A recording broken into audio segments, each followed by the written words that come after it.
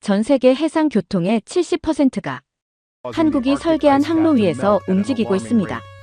말라카 해협, 북극 항로, 아덴만, 수에즈, 태평양. 이 모든 해역에서 한국은 질서를 만들고 국제 규칙을 제안하고 세계는 지금 한국의 바다를 따라 움직이고 있습니다. 저는 마커스 라이트라고 합니다.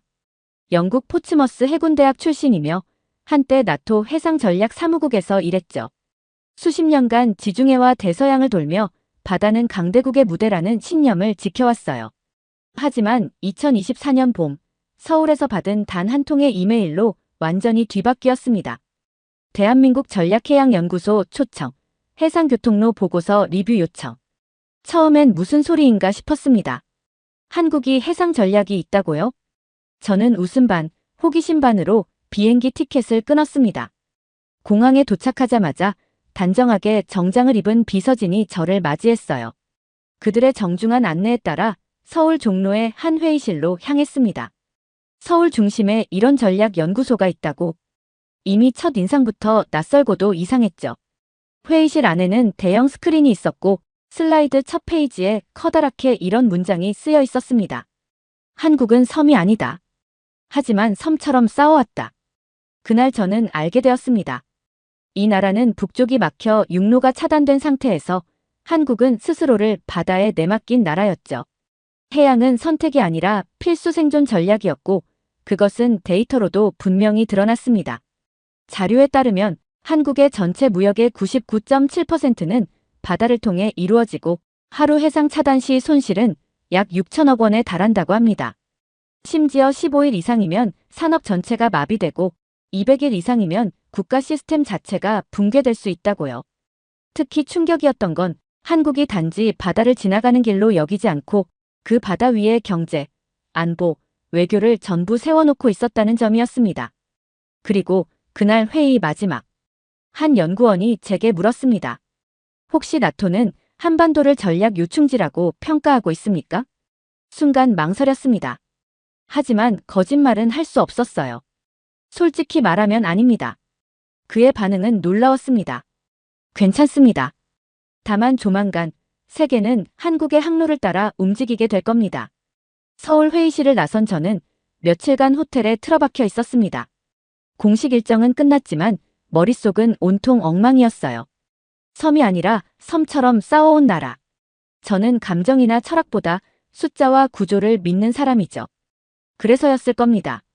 그 문장의 진위를 직접 검증해 보기로 했습니다. 서울 마포의 어느 공유연구실, 한국무역협회, 해양수산부, KMI, 조선해양플랜트협회에서 받은 데이터를 쌓아두고 계산을 시작했습니다. 먼저 한국 전체 수출입 중 99.7%가 바다를 통해 이뤄진다고요.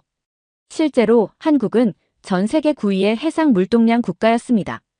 국토 면적은 109위인데도 말이죠. 작은 땅에서 대양으로 뻗어나간다는 말이 실감됐습니다. 그뿐만이 아닙니다.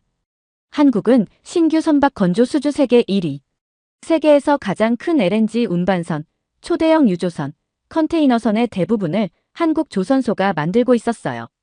먼저 조선업. 2024년 기준 한국은 글로벌 수주량의 약 43%를 가져가고 있었습니다. 세계에서 가장 큰 액화수소 운반선은 울산에서 조립됐죠. 그것도 독일 기술자들이 설계도 들고 찾아와야 가능했던 일입니다. 다음은 무역. 한국의 연간 수출입 규모는 약 1조 3천억 달러. 이 중 바다를 통한 수송이 99.7%라니. 그 말인즉슨 바닷길 하나만 막혀도 한국 경제는 숨이 멎는다는 겁니다. 그리고 에너지. 한국은 자원 수입 의존도가 93%에 달하는 나라입니다. 석유는 중동, 가스는 오세아니아, 석탄은 호주, 철광석은 브라질. 모두 바다를 건너옵니다. 이쯤 되면 해양 의존도가 아니라 해양 기반 사회라는 새로운 개념이 필요하다는 생각까지 들었습니다. 한국의 고등학교 교과서에는 말라카 해협 리스크가 등장합니다. 대부분의 국민이 해상로 봉쇄는 경제위기다를 감각적으로 이해하고 있죠. 전략의 대중화라고 할까요? 그건 서방의 엘리트 중심 체계와는 완전히 다른 방향이었습니다. 서울 한복판에서 만난 택시 기사님은 요즘엔 북극 항로가 좀 뜬다던데요? 라고 묻더군요. 놀라서 되물었습니다. 혹시 관련 분야에 계셨어요? TV에서 봤죠. 우리나라 조선소가 거기 뚫는 배 만든다더라고요. 그 순간 깨달았습니다. 이 나라는 전략이 고위급 보고서에만 머물러 있지 않다는 것을요. 부산에 도착한 날, 저는 항만 전망대에서 한참을 멍하니 바다를 바라보고 있었습니다. 거대한 컨테이너선들이 끊임없이 들어오고 나가는 모습을 보면서요. 여기가 한국의 첫 번째 심장입니다. 부산항만공사 간부가 그렇게 말하더군요. 극동아시아 항로의 27.6%가 이쪽으로 통과합니다. 저는 숫자를 머릿속에 곱씹었습니다. 27.6%. 한국 전체 해상 물동량 중 약 3분의 1이 이 항로에 몰려있다는 얘기였어요. 부산에서 시작한 항로는 서쪽으로는 상하이로, 동쪽으로는 나가사키와 고베로, 북쪽으로는 블라디보스토크까지 연결됩니다. 이 해역에서 움직이는 모든 배들은 서로 눈치를 보고 있어요. 조금이라도 위치를 잘못 잡으면 단순 사고가 아니라 국제 외교 사건이 될 수 있거든요. 그날 오후, 저는 스가루 해협을 다시 공부하게 되었습니다. 일본 혼슈와 홋카이도 사이를 잇는 해협이죠. 이곳은 일본의 영해가 아닌 국제 해협입니다. 한국 선박이 미국으로 직항하려면 바로 이 스가루 해협을 통과해야 하는 구조였어요. 중국도, 일본도, 러시아도 영해를 통해 나가는 대륙형 루트가 있지만 한국은 북쪽이 막혀있기 때문에 바다를 돌아서 가는 수밖에 없거든요. 극동아시아 항로는 한국이 바깥 세상으로 나가기 위한 유일한 통로라는 뜻이 됩니다. 여기가 유사시 봉쇄된다면 어떻게 될까? 실제 시뮬레이션 결과에 따르면 스가루 해협과 동중국해 루트가 동시에 차단되면 한국의 주요 항만은 5일 내로 마비되고 10일째부터는 정유소, 발전소가 순차적으로 가동 중단에 들어간다고 합니다. 이해됐습니다. 왜 한국이 이 항로를 물류 노선이 아니라 국가 전략축으로 취급하는지를요. 그리고 이 항로에서 한국이 보여주는 건 군사적 힘이 아니었습니다. 오히려 정반대였죠. 일본과 마찰을 줄이기 위해 선박은 항상 국제해협 기준을 철저히 준수하고 중국과는 협력 항만 체계를 통해 일정 수준의 물류 공유를 유지합니다. 러시아와는 공동해양연구협정을 맺어 극동 루트를 외교적으로 열어두죠. 이 좁은 바다에서 한국은 싸우지 않고 살아남는 기술을 개발한 셈입니다. 이런 접근 방식은 서방 강대국들에겐 낯선 전략이죠. 우리는 보통 힘의 우위를 전제로 항로를 통제하려고 하니까요. 하지만 한국은 힘이 아닌 지속성과 속도, 그리고 정확성으로 해양 패권이 아닌 해양 신뢰를 확보하고 있었습니다. 부산에서 마주했던 수많은 배들이 향하는 곳, 그 대부분이 지나가는 목줄 같은 바다가 있습니다. 말라카 해협이었어요. 그 이름은 저도 알고 있었습니다.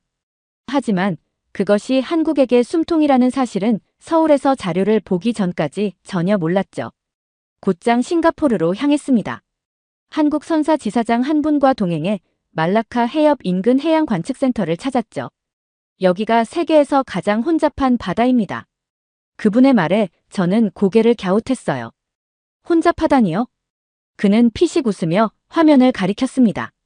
하루 평균 250척 이상, 연간 9만 4천 척의 배가 이 좁은 바다를 지나갑니다. 말라카 해협은 말레이 반도와 인도네시아 수마트라 섬 사이에 위치한 길이 800km, 폭은 좁은 곳이 2.8km에 불과한 세계적 병목 지점이었습니다. 여기를 우회하려면 인도양을 돌아 희망봉까지 가야 하는데 비용과 시간이 최소 3배 이상 소모된다고 해요. 즉, 이 해협이 막히면 한국은 에너지도, 자원도, 부품도, 전자제품 수출도 전부 마비됩니다. 여기서 무슨 일 하나만 터지면 서울 주식시장은 3일 만에 붕괴할 수도 있어요. 그 말이 농담처럼 들리지 않았습니다. 왜냐면 실제로 2008년 소말리아 해적 사건 이후 한국 선박 보험료가 2배로 뛴 사례가 있다고 했거든요. 그보다 더 충격적인 건 이 해협에 대한 군사적 통제권을 한국은 전혀 갖고 있지 않다는 사실이었습니다. 미국, 싱가포르, 인도네시아, 말레이시아, 중국까지 이 해역에 해군을 운용하지만 한국은 민간 선사만 있을 뿐이었어요. 그럼 한국은 어떻게 이 리스크를 감당하고 있는 겁니까? 제가 물었습니다. 협상과 기술과 계획이요. 싱가포르에서 만난 싱가포르 해양청 관계자는 한국을 AI 해운의 선구자라고 불렀습니다.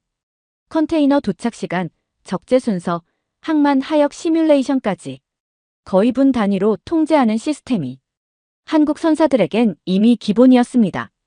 한국은 말라카 해협을 통과하며 항상 항로 점유율 4위 안에 드는 물류국입니다. 하지만 한 번도 패권을 주장한 적이 없고 오히려 모든 협력국과 공동 대응 시스템을 구축하며 가장 믿을 수 있는 파트너라는 인식을 확보해왔어요. 그중 하나가 바로 해양 상황 실시간 공유 협정입니다. 싱가포르, 말레이시아, 인도네시아와 함께 해상 사고나 해적 발생, 항로 밀집 상황을 공유하는 시스템을 운영하고 있죠. 민간이 주도하는 이런 구조는 매우 드물다고 합니다. 그날 밤 저는 호텔에서 2004년 말라카 해협을 지나는 중 선박이 좌초되면서 한국 휴대폰 수출 물량 전부가 한 달 지연됐던 사건을 다시 읽어보았습니다. 그 손실은 당시 GDP의 0.2% 수준. 실로 충격적인 수치였죠. 한국은 그 이후로 전 세계에서 가장 촘촘한 해상 대체 루트 시뮬레이션 체계를 만들었다고 합니다. 말하자면 항로가 막히면 6시간 내 새로운 경로로 전환할 수 있는 국가라는 것이죠. 한국은 자원 빈국입니다. 석유, 가스, 광물 모두 절대량이 부족하고 심지어 석유 자급률은 0.2%에 불과했습니다. 그런 나라가 5천만 명 인구와 세계 10위권 경제를 굴린다고요? 비밀은 바로 중동 항로에 있었습니다. 한국이 수입하는 원유의 55% 이상은 사우디아라비아, 아랍에미리트, 쿠웨이트, 이라크, 이란 등 페르시아만 연안국에서 출발합니다. 이 말은 중동 해역에서 어떤 변수 하나만 생겨도 한국의 경제 전체가 휘청거릴 수 있다는 뜻이었죠. 그 항로의 가장 핵심, 바로 호르무즈 해협입니다. 이란과 오만 사이 폭 33km의 좁은 수역. 세계 원유 해상 수송량의 약 30%가 이곳을 통과합니다. 한국 입장에선 에너지 수입의 대동맥이라 할 수 있는 곳이죠. 그런데 문제는 이 해협은 세계에서 가장 불안정한 해협 중 하나라는 겁니다. 이란 해군, 미 해군 항모전단, 러시아 감시선, 사우디 군함까지 뒤엉켜 움직이는 이 해역은 언제라도 우발적 충돌이 벌어질 수 있는 화약고였습니다. 실제로 2019년 일본 선박이 이 해역에서 피격됐을 때 한국도 즉각 비상연료 비축령을 발동했었다고 하더군요. 그런데 그런 상황에서도 한국 선박들은 매일같이 이 바다를 지나고 있었습니다. 2023년 기준 UAE는 한국에게 하루 27만 배럴 이상의 원유를 수출하면서도 한국산 무인기와 중형 잠수함 기술을 공동 개발하고 있었습니다. 이건 더 이상 석유 거래가 아니었어요. 한국식 생존 네트워크 외교였죠. 심지어 사우디, 카타르, 이라크와는 장기 공급 계약을 체결해 국제유가 변동에도 심리적 방패막까지 구축한 상황이었습니다. 말라카 해협이 목줄이었다면 중동 항로는 한국에게 숨쉴 공기 그 자체였습니다. 이 항로가 무너지면 한국은 단 30일 만에 정유, 발전, 철강, 자동차 산업이 정지되고 식품 물류도 붕괴되며 에너지 공백은 국가 기능을 마비시킨다고 하더군요. 그런데 한국은 이 불안정한 항로에서 단 한 번도 심각한 에너지 공황을 겪은 적이 없다는 사실이었습니다. 심지어 이란 제재 국면에서도 중동 각국과 조율하며 꾸준한 안정성을 유지해온 나라였어요. 얼마 후 예상치 못한 초청장을 받았습니다. 한국 오세아니아 해양안보 대화, 민간 참관 요청.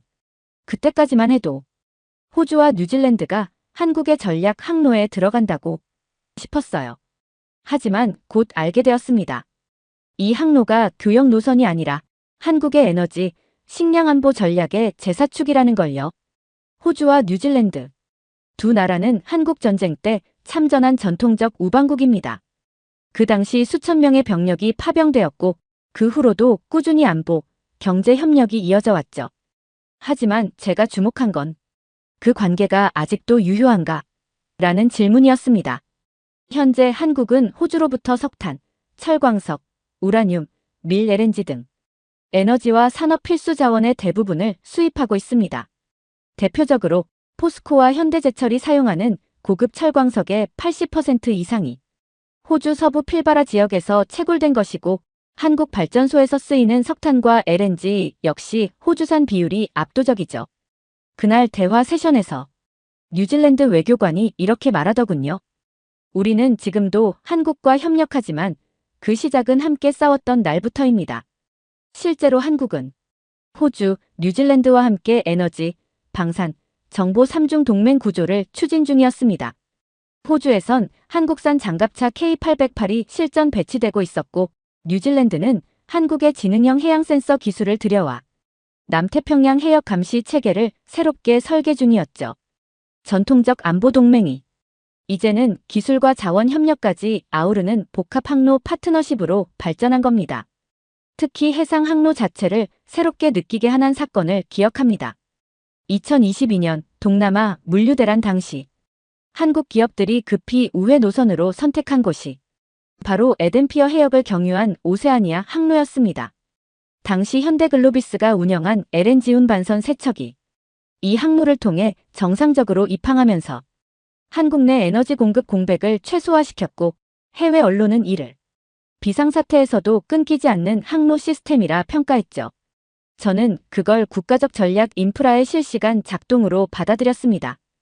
또 하나 감탄했던 건 한국이 이 항로에서 군사적 위협보다 지정학적 신뢰를 기반으로 접근하고 있다는 점입니다. 중국과의 경쟁 구도 속에서도 호주, 뉴질랜드는 한국을 가장 예측 가능한 협력국으로 꼽고 있었어요. 그 이유 중 하나가 한국은 미국의 동맹국이면서도 중국과 단절되지 않는 균형 감각을 가진 파트너이기 때문이죠. 유럽은 지금 러시아의 위협과 미국의 이중성 사이에서 지정학적 줄타기를 하고 있죠. 그 가운데에서 한국은 군사력은 작지만 계약 이행력과 시간 준수 능력에서 가장 신뢰받는 국가로 떠올랐습니다. 특히 폴란드는 한국을 최초로 동맹이 아닌 국가로부터 전술 플랫폼 전체를 받아들인 유럽 국가라고 강조하더군요. 그 계약의 전제 조건은 하나였습니다. 지정된 시간 안에 장비가 도착해야 한다. 그리고 그 조건을 지킨 건 미국도 독일도 아니었습니다. 바로 한국이었습니다. 물류 일지를 분석하면서 소름이 돋았습니다. 한국의 무기 선적은 군용기보단 선박 기반 수송에 의존하고 있었습니다. 대량 수송, 신속 도착, 긴 항로 안정성. 이 세 가지를 모두 확보할 수 있는 수단이 바로 한국이 가장 잘하는 것, 해운이었기 때문이죠.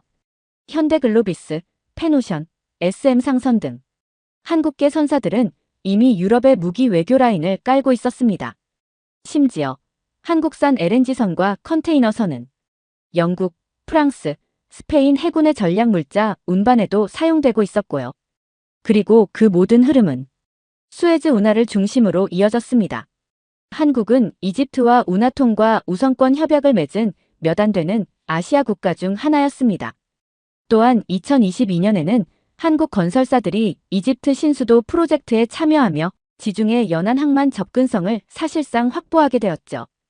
영국 로이드 해양협회 보고서에 따르면 2024년 기준 유럽 항만에 입항하는 초대형 선박 중 약 58%가 한국 조선소에서 건조된 배였다고 합니다.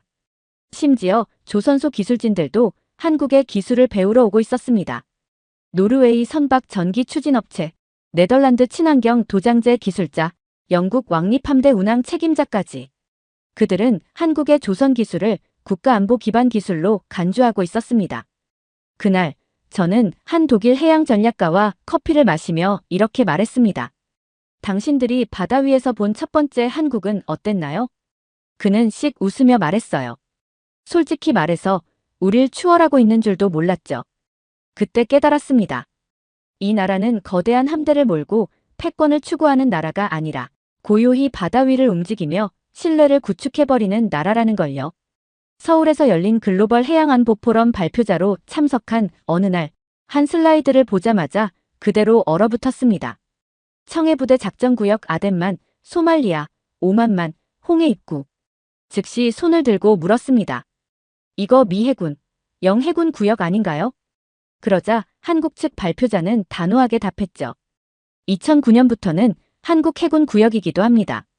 한국의 청해부대는 2009년 3월부터 소말리아 해역에 파병돼 지금까지도 단 한 차례도 작전을 중단한 적이 없는 유일한 국가 부대라고 했습니다. 그들은 지금도 매일같이 아프리카 해역의 가장 위험한 바다를 순찰하고 있었어요. 한국의 이 항로 전략은 군사적 대응만이 아닙니다. 이 항로는 한국의 중동 유럽 아프리카 항로가 만나는 지점이며 또한 전 세계 해상 원유 수송의 30%가 통과하는 해역이기도 합니다. 즉, 여기를 잃는 순간 한국은 에너지도 무기도 수출도 모두 끊기는 상황을 맞게 됩니다. 그들의 첫 번째 전설, 아덴만 여명작전이었습니다. 사무주얼리오. 소말리아 해적에게 납치된 한국 선박. 전 세계가 협상을 조언하던 순간 한국은 무력 구출을 결정합니다. 결과는 전원 생존, 단 5분 만에 제압. UDT 특수전 요원이 해적 8명을 사살하고 선원 전원을 구출한 이 작전은 나토 연합군에서도 기적적인 판단과 속도로 평가받았습니다. 이후 한국 해군은 유엔과의 협력을 통해 소말리아 연안의 다국적 합동작전 체계를 운영하게 되었고 2023년 기준 청해부대는 무려 3,200여 척 이상의 한국 및 외국 선박을 호송하는 데 성공했어요.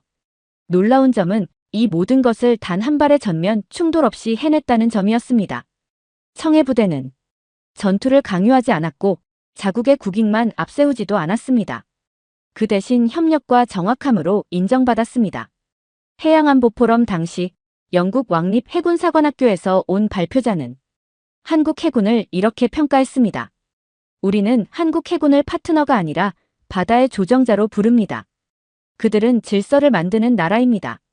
이 말은 결코 상징적인 표현이 아니었습니다. 실제로 청해부대는 영국, 프랑스, 인도 해군과 다국적 해적 퇴치 훈련 MCMEX를 정기적으로 운영하며 전 세계 선박들에게 한국이 있는 바다는 안심해도 된다는 인식을 심어주고 있었습니다.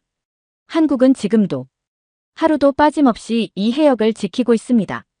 그들은 소말리아 해적을 감시하면서도 현지 항만의 물자를 지원하고 필압 위기의 외국 선박을 구조하며 해상 인도주의 외교를 실현하고 있죠. 그리고 저는 이 나라가 왜 바다에서 강한지를 더 이상 기술이나 경제로 설명하지 않게 되었죠. 며칠 뒤 부산항만공사에서 받은 브리핑 자료 한 장. 그 도표 위엔 이런 문장이 쓰여 있었습니다. 2050년 북극은 여름철에 완전히 녹을 것이다. 그 준비는 지금 한국에서 시작되고 있다. 지구 최북단, 얼음으로 봉인됐던 그 바다가 왜 이 조그만 나라의 전략 보고서에서 주요 항로로 등장하고 있는 걸까? 이야기의 시작은 2013년. 한국의 한 대형 선박이 북극해를 따라 러시아 북부 루트를 통해 유럽으로 향한 첫 사례가 있었습니다. 배의 이름은 STX 파나마. 그 성공 이후 한국은 북극 항로를 말라카 해협과 수에즈 운하를 대체할 전략 통로로 연구하기 시작했죠. 그리고 그 핵심에는 울산과 거제, 목포에 자리한 조선소들이 있었습니다. 이 배 영하 40도에서도 운항할 수 있어요. 러시아 빙에 1.5m까지 뚫습니다. 현대중공업의 기술진이 말하더군요.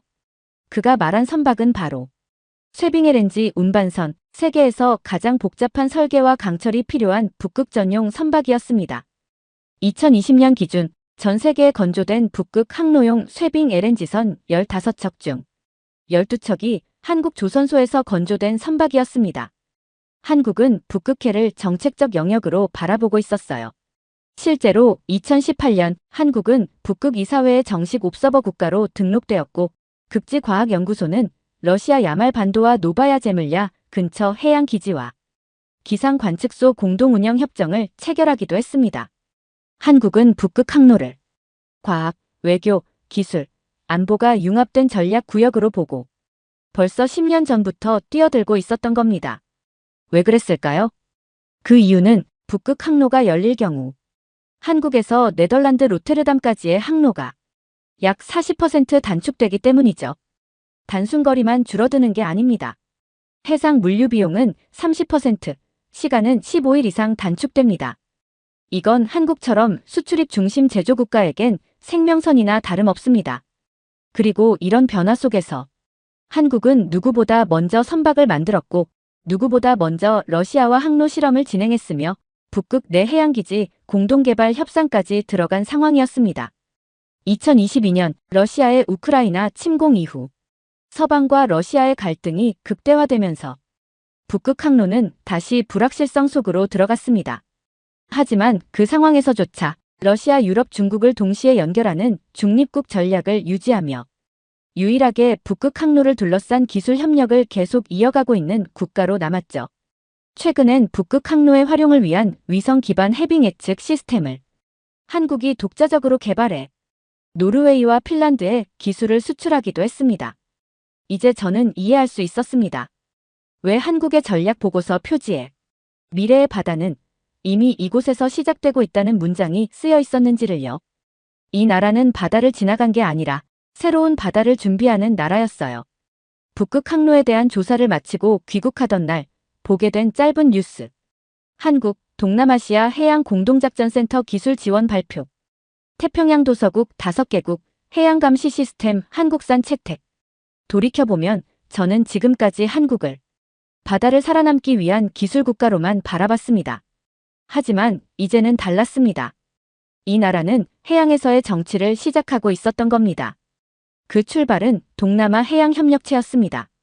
베트남, 필리핀, 말레이시아, 인도네시아 등 남중국해 분쟁 국가들은 자신들의 바다를 중국과 미국 사이에서 지키기 위해 독자적인 해양 관측 체계를 필요로 했죠. 그런데 그 시스템을 가장 빠르고 싸고 정확하게 공급한 나라가 미국도 아니고 일본도 아니고 한국이었습니다. 한국은 2023년 디지털 해양 감시 시스템의 오픈 플랫폼 버전을 동남아 국가들과 무상 공유했고 2024년에는 라오스, 미얀마, 파푸아 뉴기니에까지 확대 적용하면서 동남아시아 해역 전체에 사실상 한국식 바다의 언어를 심은 셈이 되었죠. 여기서 끝이 아닙니다. 제가 가장 충격을 받았던 건 정치적으로 중립적인 해양 거버넌스를 한국이 설계하고 있다는 사실이었습니다. 아세안 해양훈련센터의 공식 커리큘럼에 한국해양대학이 만든 교육자료가 채택되고 태평양 도서국 포럼의 연례회의에 한국 외교부가 기술 파트너국으로 초청되는 등 한국이 바다를 통해 아시아의 균형자가 되어가고 있는 모습이었어요. 그리고 저는 문득 지난달에 만났던 일본 해상자위대 관계자의 말이 떠올랐습니다. 우린 오래전부터 군함으로 영향력을 행사했지만 한국은 조선소와 항만으로 그걸 해내더군요. 그 말의 의미가 이제야 가슴 깊이 와닿았습니다. 한국은 군사력이 아니라 기술과 네트워크로 바다의 중심축을 움직이고 있었던 겁니다. 그 증거는 아주 단단한 숫자들로도 증명됩니다. 2023년 기준 전 세계 20개국 이상의 해군이 사용하는 해상훈련 시뮬레이터 시스템은 대부분 한국의 방산기업이 납품한 제품이었고 전 세계에서 가장 많은 친환경 선박 설계도면 채택 국가가 한국 기술을 기반으로 했습니다. 독일조차 자국 잠수함 개량에 한국산 부품을 채택했죠. UN 해양법 제정 협의 과정에서도 한국은 기후변화에 따른 항로 재조정에 있어 중립국 설계 조정자 역할을 맡고 있습니다. 이쯤 되면 한국은 항로를 따라 움직이는 국가가 아니라 항로를 설계하고 규칙을 만드는 국가가 되어가고 있다는 걸 부정할 수 없었습니다. 서울 외교부 고위직을 만났을 때 제가 이런 질문을 던졌습니다. 한국은 지금 바다에서 무엇을 하려는 겁니까? 그의 대답은 잊히지 않습니다. 우리는 해양 패권국이 되고 싶은 게 아닙니다. 다만 질서를 무너뜨리는 자들이 쉽게 판을 흔들지 못하도록 균형을 만들어두는 중입니다. 그 말 한마디에 제가 지금까지 보고 들은 모든 전략, 기술, 외교가 하나로 연결되었어요. 출장 일정이 모두 끝나고 인천공항에서 티켓을 발권해놓고도 한참을 출국장 앞에서 움직이지 못했습니다. 떠나기 싫어서가 아니었습니다. 이 나라를 떠나는 순간 제 세계관 전체가 부서질 것 같았거든요. 한국에 도착한 첫날, 저는 이 나라가 분단된 반도국가라고 생각했었습니다. 외교는 미국에 의존하고 경제는 수출에 목매며 군사는 미국 해구산에 기대 살아가는 불완전한 선진국이라는 오만한 판단. 하지만 지금 제가 보고 있는 한국은 전혀 다른 모습이었습니다. 바다를 따라 세계의 질서를 설계하고 군함 한 척 없이 국제안보의 룰을 바꾸고 에너지 한 방울 없이 자원국들을 설득하며 해양기술 하나로 대륙과 해양 사이의 균형을 만들어가는 그야말로 압축된 전략 국가였습니다. 그리고 저는 그 사실을 처음부터 끝까지 보고도 믿지 못하고 있었던 거죠. 그걸 깨달은 건 한국해양전략연구소에서 받은 최종 보고서를 읽던 순간이었습니다. 한국은 총성 없는 바다에서 외교, 안보, 기술, 무역을 단일 체계로 결합한 유일한 국가다. 한국은 한 번도 해양 패권국으로 군림하려 하지 않았습니다. 대신 철저하게 우리는 약하지만 절대 끊기지 않는다는 태도로 바다 위에 생존의 기반을 쌓아왔죠. 그리고 그 태도는 너무 조용하고 너무 성실해서 서구 중심의 저 같은 전략가들은 그 진가를 전혀 알아채지 못했던 겁니다. 국익은 대포로만 지켜지지 않는다. 길을 만들어야 한다. 한국은 늘 길을 만들고 있었던 나라였습니다. 말라카 해협을 막으면 돌아갈 항로를, 중동이 흔들리면 연결할 외교망을, 북극이 열리기 전에도 건조할 배를, 유럽이 외면할 때도 도착할 신뢰를. 저는 유럽에서 전략을 공부했고, 미국에서 안보를 배웠고, 중국에서 균형 외교를 관찰해왔습니다. 하지만 이 나라는 싸우지 않되 물러서지 않았고, 큰 소리 치지 않지만 판을 바꾸었고, 외교로만 설명되지 않는 깊고 고유한 전략을 품고 있었습니다. 그리고 저는 그걸 몰랐습니다. 아니, 무시했습니다. 제 전공 필드노트를 처음부터 새로 쓰기 시작했습니다. 한국 해상 생존에서 해양 정치로 그 전략의 진화. 이제는 부끄럽지 않게 말할 수 있습니다. 나는 한국을 과소평가했다. 그러나 한국은 그럴 시간에도 세계를 준비하고 있었다. 6월 8일 국제전략연구소가 주최하는 해양안보 포럼. 전 세계의 장성, 외교관, 해양 전문가 400여 명이 모인 대형 회의장에서 저는 처음으로 한국을 주제로 발표를 맡게 되었습니다. 바다로 살아남은 나라, 이제 바다를 이끄는 나라. 슬라이드 첫 장에 오직 한 장의 이미지만 띄웠습니다. 하늘에서 내려다본 부산항의 야경, 수천 개의 컨테이너와 쉴 새 없이 움직이는 크레인, 그리고 어두운 바다를 향해 출항하는 한 척의 거대한 선박. 말라카 해협, 호르무즈, 북극항로, 아덴만, 스가루 해협. 그 어디든 한국 선박은 있었고 그 어떤 해역에도 한국이 만든 질서가 녹아 있었습니다. 청중들 사이에서 한 독일 대표가 손을 들고 물었습니다. 군사력 없이 질서를 만든다고요? 구체적 사례는 있습니까? 슬라이드 두 번째 장을 열었습니다. 청해부대 아덴만 여명작전, 북극 쇄빙선 LNG 1호, 폴란드 무기수송 루트, 동남아 AIS 공유 플랫폼, 호주, 뉴질랜드, 한국 3자 안보자원 루트. 실제로 지금 이 순간도 한국은 UN 해양법 재조정 협상에서 공정한 북극 자원 채굴 프로토콜 제안을 주도하고 있으며 동남아, 중동, 유럽을 잇는 해상 물류 플랫폼이 표준 선박 통신 규약을 주도하고 있습니다. 게다가 세계 1위 조선기술, 친환경 선박 글로벌 점유율 57%, 북극항로 통과 가능선 1호 개발국, 중동에너지, 방산 MOU 체결 국가. 이 모든 것들이 더 이상 따라가는 나라가 아니라 길을 먼저 만드는 나라의 자격을 증명하고 있었죠. 이제 세계는 가장 많은 항모를 가진 나라가 아니라 가장 믿을 수 있는 항로를 가진 나라를 따릅니다. 제 발표 마지막 장에는 이렇게 적혀 있었습니다. 한국은 살아남기 위해 바다를 택했다. 그러나 지금 세계는 그들이 만든 항로를 따라 움직이고 있다. 그날 포럼이 끝난 뒤 몇몇 유럽 연구기관에서 저를 따로 부르더군요. 당신의 보고서를 보고 싶다고. 그들이 알고 싶어 한 건 한국의 기술이 아니라 그 기술을 만든 생존 철학이었습니다. 조용히 제 필드노트를 건넸습니다. 그 표지엔 이렇게 적혀 있었죠. 항로를 지키는 나라에서 항로를 설계하는 나라로 한국. 두 번째 사연 시작합니다. 독일은 무너졌고 중국은 항의했고 미국은 침묵했습니다. 단 한 대의 자주포가 전 세계 무기 질서를 갈아엎은 사건이 있었습니다. 수치는 말이 안 됐고 납기는 거짓말 같았으며 성능은 실전에서 전설이 되어버렸습니다. 그 자주포의 이름은 K9. 하지만 진짜 이름은 대한민국이었습니다. 어떤 나라는 기술을 베끼려다 스스로 무너졌고 어떤 나라는 싸워보다가 후회했고 어떤 나라는 돈이 있어도 못 샀습니다. 그리고 어떤 나라는 그 무기 안에 담긴 기억에 감동해서 눈물을 흘렸습니다. 아무도 주목하지 않았던 작은 반도 국가가 어떻게 세계 최강 군사국들의 계산기를 박살냈는지, 어떻게 그 철의 덩어리 안에 주권과 정신을 녹였는지 지금부터 그 충격적인 진실을 알려드리겠습니다. 저는 줄리안 하르펜입니다. 영국 국방부에서 무기 조달을 담당하던 전략기획실장으로 30년을 일했고 지금은 유럽 방산조달연합 자문위원으로 활동하고 있어요. 전쟁터엔 가지 않았지만 전 세계의 전쟁을 계산기로 경험한 사람이죠. 세상에 무수한 무기가 존재합니다. 사거리, 중량, 포신 길이, 자동화 시스템. 저는 늘 그것들을 숫자로만 받아들였어요. 성능이 좋으면 채택하고 납기 일정에 맞지 않으면 제외하는 아주 간단한 알고리즘 속에서 살아왔죠. 하지만 어느 날 한국이라는 나라가 제 눈앞에 등장했습니다. 처음엔 그냥 또 하나의 경쟁자였어요. 독일도 있고 프랑스도 있고 이스라엘도 있는데 한국이 무슨 무기를, 이런 편견이 있었던 것도 사실입니다. 그런데 이상했어요. 숫자는 틀림없는데 계산이 자꾸 이상하게 나오더군요. 이 가격에 이 성능. 왜 나토 회원국이 한국 무기를 사지?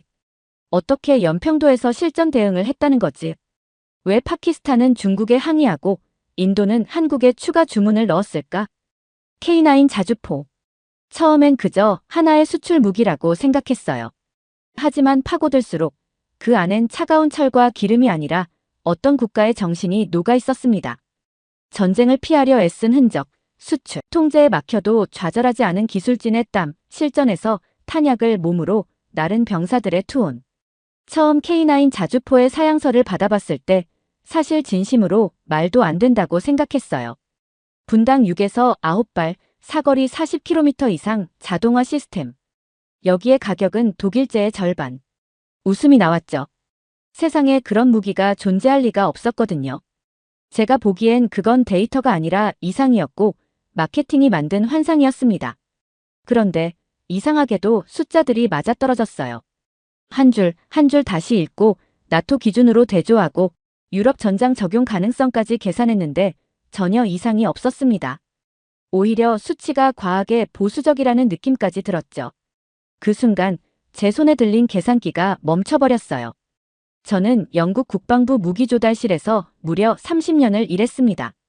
냉철함이 생명이었고 숫자 하나에 몇백억이 움직이는 세계였죠. 어떤 무기가 진짜인지 아닌지 숫자만 봐도 알아챘어요.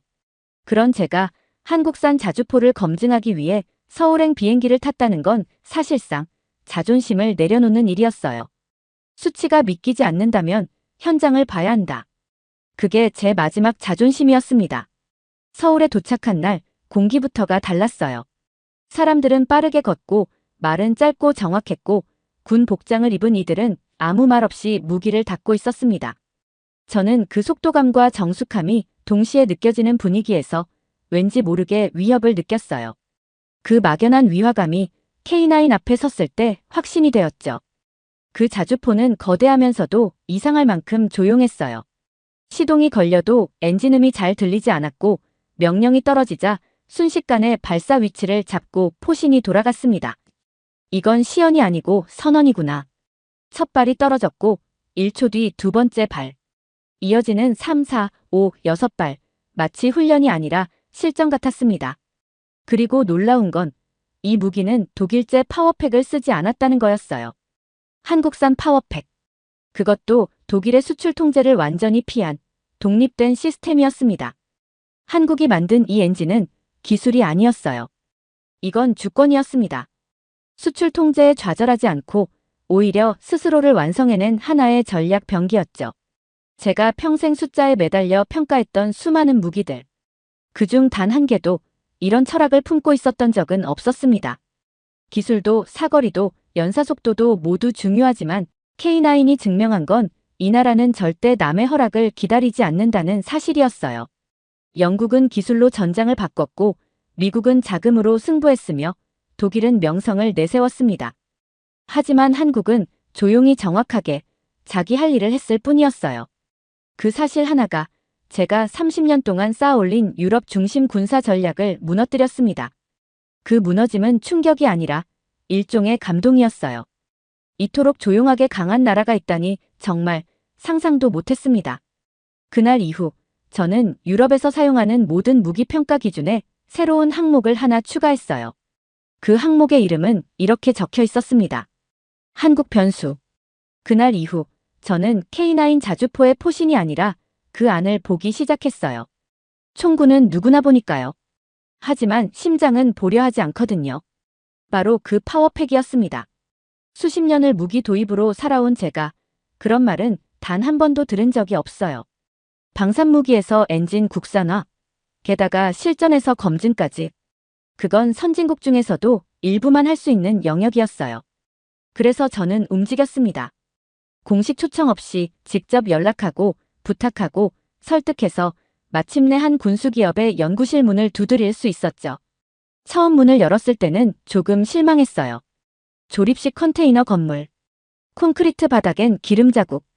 영국이라면 이런 곳에 핵심 엔진 연구소가 있을 거라 상상하지 않았을 겁니다. 그런데 안으로 들어간 순간 공기가 달랐어요. 하얀 실험복을 입은 기술자들이 말없이 파워팩을 분해하고 조립하며 수치를 적고 있었습니다. 손은 기름에 찌들어 있었지만 눈빛은 기계보다 더 정밀했죠. 우리는 독일 기술을 넘어서야만 합니다. 수출도 생존도 그렇지 않으면 안 됩니다. 한 연구원이 조용히 말했어요. 이 말은 기술의 언어가 아니라 전략가의 선언이었어요. 실제로 K9은 초기부터 독일 MTU의 파워팩을 사용해왔어요. 성능은 좋았지만 문제는 독일이었습니다. 독일은 자국 무기 수출을 분쟁국에 제한하는 강력한 규정을 갖고 있었죠. 그 탓에 한국은 유력한 수출 기회를 번번이 놓쳤다고 합니다. 기술이 있어도 팔 수 없던 나라. 그 아이러니 속에서 한국은 조용히 전쟁을 준비하고 있었던 겁니다. 그들은 그냥 복사하지 않았어요. MTU를 분해하고 분석하고 거기에 자신들만의 해석을 더했죠. 심지어 독일에서 소송을 막기 위해 독일 기술자들을 직접 초청해 이건 독립기술입니다라는 인증까지 받았다고 했어요. 그 얘기를 듣는 순간 머릿속이 하얘졌습니다. 이건 기술 경쟁이 아니라 외교전에서 밀린 나라의 의지였어요. 그 파워팩 안에는 차가운 금속이 아니라 한국이라는 나라의 철학이 담겨 있었어요. 우리는 누구의 허락도 받지 않겠다. 그 한 줄이 수많은 기술자들의 땀으로 각인되어 있었죠. 그 이후 저는 K9을 다시 봤어요. 더 이상 자주포가 아니었습니다. 한국의 무기 성능을 조사하면서 또 한 가지 알게 된 사실이 하나 있습니다. 연평도 포격 사건. 사실 처음 이 단어를 들었을 땐 별 감흥이 없었어요. 전쟁학자로서 전 세계 수백 건의 국지 도발 사례를 봐왔고 그중 대부분은 단기 뉴스로 끝나버리니까요. 북한이 포를 쏘고 한국이 대응했다. 그냥 그런 얘기인 줄 알았습니다. 하지만 그 뒤에 전혀 다른 세계가 있었어요. 2010년 11월 23일 북한군이 갑작스럽게 해상 방사포를 퍼부었습니다. 당시 연평도 해병부대는 사격훈련 직후였고 모든 포탄을 이미 소모한 상태였다고 하더군요. 그 말인즉 즉시 반격이 불가능한 상황이었다는 겁니다. 그런데 병사들이 포탄을 몸으로 나르기 시작했어요. 진짜로 맨손으로 수십 킬로짜리 포탄을 날라서 K9에 장전했다는 이야기. 처음에는 말도 안 된다고 생각했어요. 그런데 당시 지휘관이 이렇게 말했습니다. 쏴야 했습니다. 그게 우리나라를 지키기 위해 할 일이었고 그래서 했습니다. K9 자주포는 그날 실제로 발사됐다고 합니다. 탄약은 부족했고 조주는 급했으며 그 누구도 완벽을 기대할 수 없는 상황이었죠. 그럼에도 불구하고 반격은 이뤄졌어요. 그 반격이 전 세계 군사 전문가들 사이에서 K9 신뢰의 기원이 되었다는 것을 저는 알게 됐습니다. 언론은 처음에 이렇게 말했어요. K9이 제대로 명중하지 못했다. 하지만 그건 곡사포를 직사포처럼 생각하는 무지였습니다. K9은 파편 효과를 극대화하는 곡사 전술에 최적화된 무기예요. 그리고 실제로 북한의 방사포 운용 후방지휘소와 탄약 지원팀이 괴멸했다는 보고가 후에 나왔습니다. 그러나 기술보다도 저를 무너뜨린 건 한 장의 사진이었어요. 그을린 자주포 옆 피범벅이 된 얼굴로 웃고 있는 해병대원의 모습. 그 표정엔 공포도 자만도 없었어요. 그건 오직 내가 내 나라를 지켰다는 사람만이 가질 수 있는 단 하나의 표정이었습니다. 그날 북한은 쐈고 한국은 맞섰어요. 그 차이는 대응이 아니라 철학의 차이였습니다. 북한은 계획된 사격을 실행했지만 한국은 결심을 실행했어요. 탄약이 없다고 포기하지 않았고 병사 한 명 한 명이 포신을 움직이는 탄두가 되었습니다. 그 투호는 기술로는 절대 설명되지 않더군요. 그래서 저는 이해했어요. 왜 전 세계가 K9은 실전이 있다고 말하는지. 왜 군사 전문가들이 K9을 언급할 때만큼은 함부로 평하지 못하는지를. 그날 이후 저는 무기평가 기준에서 실전 경험이라는 항목을 다르게 보게 되었어요. 정확히 말하면 이렇게 수정했죠. 실전이란 장비가 아니라 사람이 견뎌낸 전투다. 저는 K9의 실전 성능을 확인하기 위해 최근 인도와 파키스탄 국경 분쟁을 조사하게 되었어요. 이건 지역 충돌이 아니었고 사실상 중국 무기와 한국 무기가 정면으로 부딪힌 세계 무기시장 판도 재편의 현장이었습니다. 상황은 이랬어요. 인도는 한국에서 K9을 소량 도입했고 파키스탄은 중국제 차륜형 155mm 자주포를 수십 대 배치했습니다. 수적으로도 외형적으로도 파키스탄이 압도적이었죠. 게다가 중국은 자국 무기가 세계 최고라며 언론 플레이를 했어요. 우리가 기술을 제공하면 전쟁은 자동으로 끝난다. 이런 자신감, 솔직히 저도 처음엔 고개를 끄덕였습니다. 하지만 실제 전투는 그렇게 흘러가지 않았어요. 국경에서 마주친 양측의 자주포. 먼저 포격을 시작한 건 파키스탄이었지만 K9의 반격은 전혀 다른 클래스를 보여줬어요. 4대뿐이던 한국의 K9은 포탄의 집중 사격과 빠른 기동으로 파키스탄 자주포를 마비시켰고 심지어 상대 포대 지휘소 근처까지 명중시켰습니다. 문제는 그 다음이었어요. 중국제 자주포들은 갑자기 발사가 멈췄고 일부는 고장을 일으켰어요. 기동 중 지형에 걸려 기계적 오작동이 발생했고 자동장전 시스템은 중간에 멈춰버렸다고 합니다. 그리고 그 직후 파키스탄은 중국에게 항의문을 보냅니다. 이건 무기가 아니라 고철이다. 당황한 중국은 뭐라고 했는지 아세요? 너희가 매뉴얼대로 운용 안 해서 그렇다. 순간 이 말을 듣고 정적이 흘렀어요. 전장에서 매뉴얼을 따질 만큼 한가한 군대는 없어요. 실전은 그 자체로 모든 걸 증명해야 합니다. 그게 무기라는 겁니다. 그리고 그 실전 뒤 인도는 한국의 K9을 100대 추가 주문했어요. 파키스탄은 조용히 중국과의 방산협력을 재검토하기 시작했죠. 그 한 번의 충돌이 모든 걸 바꿔놓은 겁니다. 이건 한 대의 자주포가 이겼다는 얘기가 아니에요. 이건 누가 믿을 수 있는 국가인가에 대한 투표였습니다. 그리고 그 전장 위에서 한국은 믿음을 받았어요. 중국은 말로 떠들었고 한국은 포신으로 대답했습니다. 인도의 고위 관계자와 통화한 적이 있어요. 그는 이렇게 말했습니다. 처음엔 한국 무기라는 이유로 걱정했어요. 하지만 전장에서 K9이 보여준 건 성능이 아니라 우리 병사들을 안심시키는 신뢰였습니다. 그 말을 들으며 저는 생각했어요. 아, 이게 바로 국방 수출국과 국방 수입국의 차이구나. 기술이 아니라 철학을 파는 나라만이 실전에서 살아남는다는 걸요. 중국의 체면은 찢겼고 한국은 새로운 신화를 썼어요. K9의 포신 하나는 철이 아니라 국가의 얼굴이었습니다. 그리고 그날 이후 세계는 조용히 방향을 틀었어요. 무기를 팔 나라를 찾는 것이 아니라 믿고 전장을 맡길 나라를 찾기 시작했죠. 무기를 평가할 때 저는 늘 성능보다 먼저 보는 게 하나 있었어요. 가격입니다. 국가의 방위란 결국 예산 싸움이고 전쟁 준비는 수치 위에서 시작되니까요. 제가 K9 자주포를 의심할 수밖에 없었던 결정적인 이유는 가격을 들었을 때였죠. 이게 진짜야? 이 가격에 이 성능? PGH 2000한대 가격이면 K9 2대의 탄약 차량 하나를 얹어도 잔돈이 남았어요. 그리고 성능은 거의 비등하거나 일부 분야에선 오히려 더 앞서 있었죠. 그 순간 머릿속을 스친 단어는 하나였습니다. 이건 사기가 아니면 기적이다. 독일의 PGH 2000은 자타공인 세계 최상급 자주포예요. 사거리, 정밀도, 자동장전 시스템 모두 최고 수준이었죠. 문제는 가격. 그리고 일정. 그리고 유지비. 한국의 K9은 달랐어요. 계약하면 납기일을 지켰고 정비 매뉴얼은 간결했고 무엇보다 싸고 강했습니다. 그건 가성비가 아니었어요. 그건 전쟁을 경험한 국민이 만든 무기였고 그 자체로 전략이었어요. 그리고 그 전략이 전장을 흔든 순간이 있었습니다. 노르웨이. 노르웨이는 나토 국가예요. 방산 수출은 연결망이 중요하고 나토의 무기 선택은 거의 법칙처럼 정해져 있죠. 처음 소식이 들렸을 땐 저도 믿지 않았어요. 노르웨이가 한국 무기를 설마 했습니다. 하지만 결과는 정반대였어요. 그들이 선택한 건 독일도 미국도 아닌 한국 K9이었습니다. 이건 수출 계약이 아니었어요.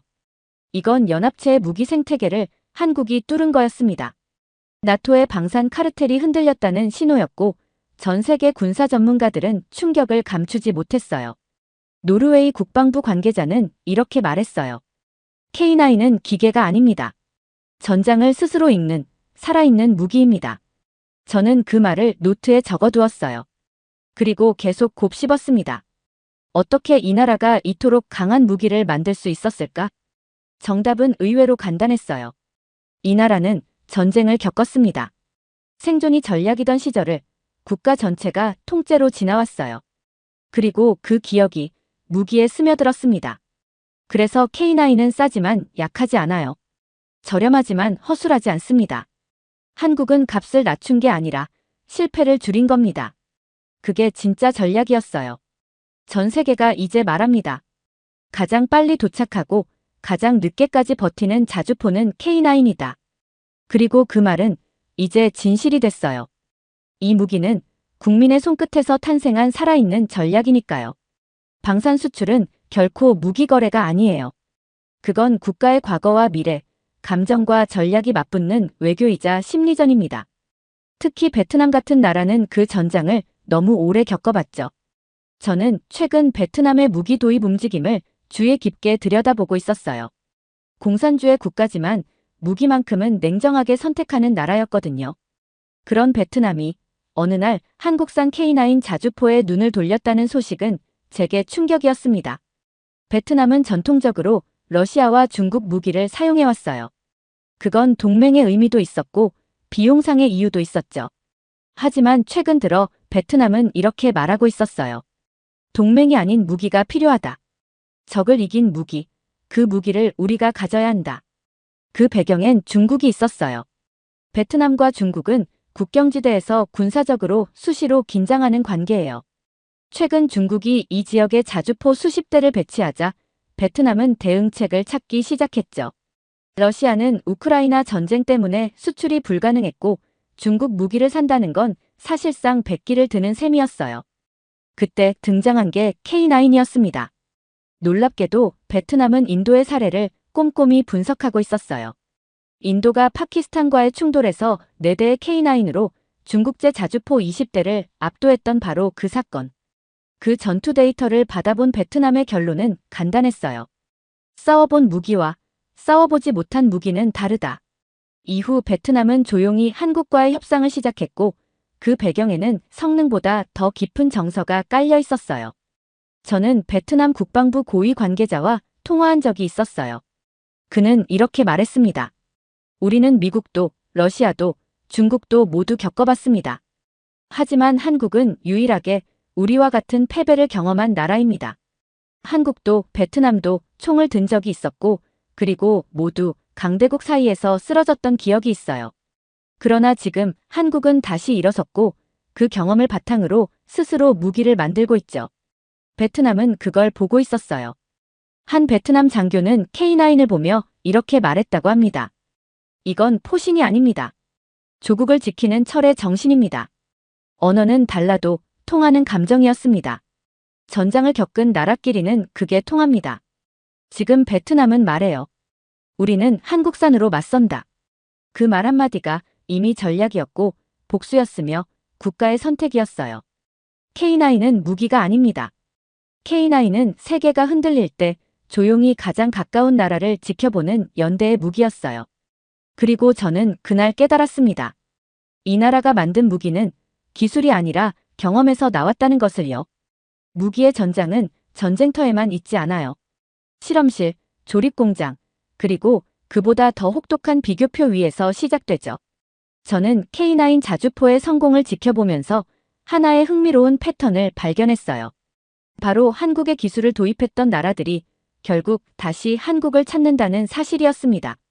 대표적인 나라가 트리키예였어요.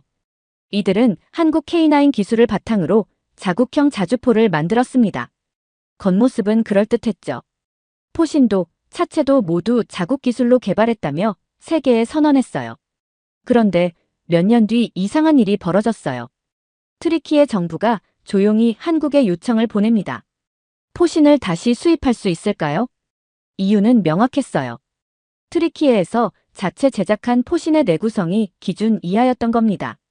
몇 차례 연속 발사만으로도 포열이 변형되고 명중률이 급격히 떨어졌다고 하더군요. 그래서 그들은 다시 한국을 찾았어요. 그것도 조건이 하나 있었습니다. 한국 원형 그대로 공급해달라. 수정도 말고 간섭도 말고 그냥 그대로 달라고요. 그 순간 저는 깨달았어요. 기술의 본질은 지속성입니다. 처음 한 번은 누구나 따라할 수 있어요. 하지만 수백 발을 쏜 후에도 같은 성능을 유지하는 건 그 기술이 진짜라는 증거예요. 놀라운 건 이건 개발도상국만의 일이 아니었어요. 독일조차 마찬가지였습니다. 세계 최강이라 불리던 PGH-2000 자주포조차 러시아 우크라이나 전장에서 하루 수백 발 사격이 반복되자 포신 마모 속도를 견디지 못하고 문제를 드러냈어요. 반면 K9은 어땠을까요? 9개국 이상에서 운용 중인데 포신 마모나 구조적 문제로 운용 중단된 사례는 단 하나도 없었어요. 그건 우연이 아니었습니다. 그건 수십 년 동안 강철을 설계한 민족의 결과였어요. 한국의 기술자들은 포신 제작에 집착하다시피 했어요. 발사 실험 수십만 회, 강도 실험, 열응력 측정, 그리고 무엇보다 실전에서 전장을 경험한 장병들의 피드백까지 데이터화했죠. 그렇게 완성된 포신은 그 어떤 전장에서도 부러지지 않았고 오히려 다른 나라들이 수입을 요청하는 제품이 되었어요. 지금도 트리키에, 사우디, 이집트 같은 국가들은 차체는 자국산이라 주장하지만 포신만큼은 한국산을 고집해요. 왜냐고요? 전쟁 중엔 껍데기가 아니라 안 부러지는 것만이 생명을 지켜주니까요. 저는 이 이야기를 듣고 다시 노트에 적었어요. 기술은 스펙이 아니라 반복에서 증명된다. K9은 무너진 기술들의 마지막 기댈 언덕이었습니다. 사람들은 자주 묻습니다. 왜 세계가 한국의 무기에 주목하죠? 그때마다 저는 이렇게 답해요. 그 무기는 총으로 만들어진 게 아니라 기억으로 만들어졌기 때문입니다. 전쟁은 총성에서 시작되지 않아요. 진짜 전쟁은 준비된 사람에게만 기회를 줍니다. 한국은 그런 준비를 가장 조용히, 그러나 가장 철저히 해온 나라였어요. K9을 처음 봤을 땐 자주포 하나라고 생각했어요. 하지만 그것을 만든 과정, 그것이 배치된 논리, 그리고 그것을 쏘는 사람들의 태도, 그리고 K9만이 아니에요. FA-50, 천무, 레드백, 장보고 잠수함, 현무 미사일, K2 전차. 한국은 이제 단일 무기가 아니라 전면 시스템을 수출하는 나라가 됐어요. 각 무기 하나하나엔 기술이 아닌 이 나라는 절대 져본 적 없다는 의지가 담겨 있었어요. 더 놀라운 건 그 무기들이 지켜야 할 민족이었어요. 이 나라는 전쟁을 잊지 않았고 그 전쟁에서 살아남은 사람들의 기억을 기술에 녹여냈어요. 납기일, 품질, 실전 검증. 이 세 가지 모두를 전부 갖춘 나라는 지구상에 손에 꼽아요. 그리고 한국은 그 안에서 가장 조용하고 가장 신뢰받는 숨은 강국으로 떠오르고 있죠. 저는 이제 말할 수 있어요. 한국은 전쟁을 잘하는 나라가 아닙니다. 한국은 전쟁을 가장 제대로 준비한 나라예요. 전 세계는 이제 그걸 배우기 시작했어요. 중동의 장군들이 한국의 기동훈련을 분석하고 유럽의 국방 관계자들이 한국의 납기 스케줄을 교과서로 삼습니다. 미국조차 한국과 함께 훈련해야 실전 감각을 회복할 수 있다고 말해요. 왜일까요? 이 나라의 무기는 총알이 아니에요. 이 나라의 무기는 국가의 기억입니다. 그리고 그 기억은 절대 함부로 만들 수 없어요. 저는 30년 넘게 전쟁을 계산해온 사람이에요. 하지만 한국 앞에서 저는 계산을 내려놨어요. 왜냐하면 이 나라는 숫자가 아니라 사람으로 준비된 나라였거든요. 지금도 세계 곳곳에서 K9이 배치되고 있어요. 하지만 진짜 배치된 건 한국이라는 이름입니다. 그 이름이 붙은 무기는 절대 무너지지 않는다고 세계는 이미 알아버렸어요. 그리고 이제 전 세계는 조용히 한국에게서 전쟁을 배우고 있습니다. 영상 일부는 무료 영상 소스를 활용했으며 편집 및 내용 구성은 감동탐험이 직접 진행했습니다. 사연 이야기가 좋았다면 구독과 댓글로 남겨주세요. 더 재미있는 사연으로 돌아오겠습니다. 이상 감동탐험이었습니다.